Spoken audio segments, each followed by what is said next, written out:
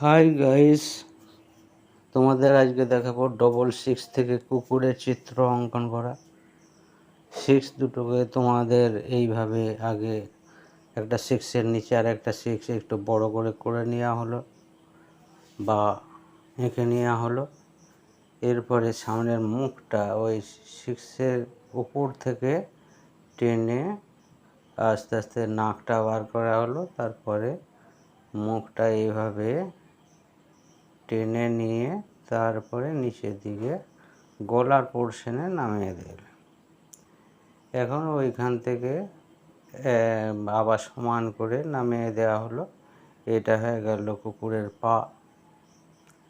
এরপর আমাদের যেটা করতে হবে, আর উপর থেকে এইভাবে এটা পা হয়ে গেল। এরপরে নিচের নাকের অংশটা হয়ে গেল।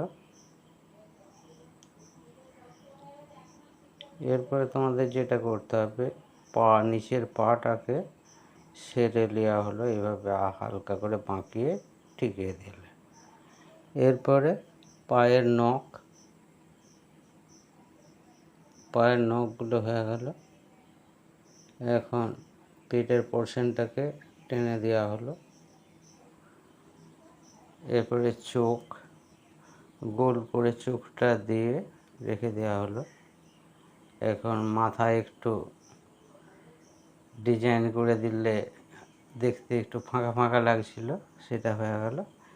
এরপরে যেটা করতে হবে, জিভের পোর্শনটা আস্তে করে বার করে বাঁকিয়ে মাঝখানে একটু টেনে দিলে। এরপরে যেটি করতে হবে, লেজটি হয়ে গেলে মোটামুটি আমাদের কুকুরের চিত্র অঙ্কন হয়ে গেল। লেজটাকে এভাবে টেনে নিয়ে ঠেকিয়ে দিলাম। বাস, মোটামুটি কুকুরের চিত্র অঙ্কন হয়ে গেল। কেমন লাগলো অবশ্যই জানাবে।